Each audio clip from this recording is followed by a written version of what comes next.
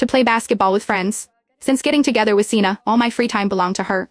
I accompanied her everywhere, took care of her, and had no time left for myself. That wouldn't be the case anymore. I needed to live for myself now.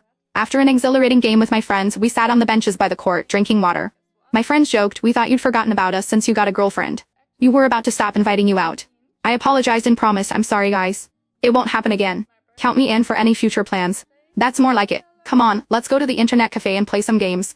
When I was with Sina, I couldn't fit into her Instagram world, but I had slowly distanced myself from my own friends for her sake. I revolved my life around her, prioritizing her above all else. Looking back, I realized how foolish I had been. When I got home, it was almost midnight. I opened the bedroom door to find Sina sitting on the bed. She frowned and said, "Ezra, why are you back so late? I had to order takeout for lunch and dinner." It was awful. I opened the closet to get some clean clothes. I ate at restaurants today too. The food was pretty good, not worse than home minus cooked meals. Sina stared at me in surprise. "You used to say you cook for me every day and that I shouldn't eat takeout because it's unhygienic." I was wrong. Living in this society, if you can't cook, you have to get used to takeout food. A flash of anger crossed Sina's eyes. "You say you're not angry, but you've been out all day without a single call or message and you didn't come home to cook for me." I replied calmly, "I'm not angry. I was just hanging out with friends. My phone died so I couldn't call." Seeing my attitude, Sina suddenly threw off the covers and got out of bed angrily. She grabbed me as I was about to leave, her voice shrill. "Can't you be more understanding? I've told you we're just like siblings. What are you still upset about?" "Ezra, my patience has limits." I shook off her hand. "I'm really not upset. I'm tired. I'll sleep in the guest room tonight." With that, I took my clothes and went to the bathroom to shower, ignoring Sina's calls from inside the bedroom.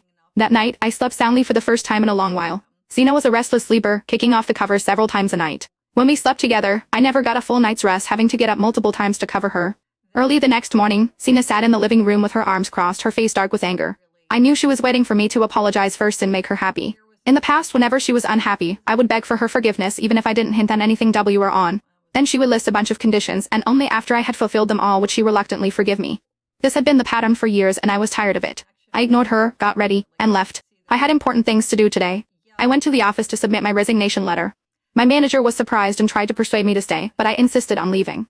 I had originally taken this job to be close to Sina, to take care of her.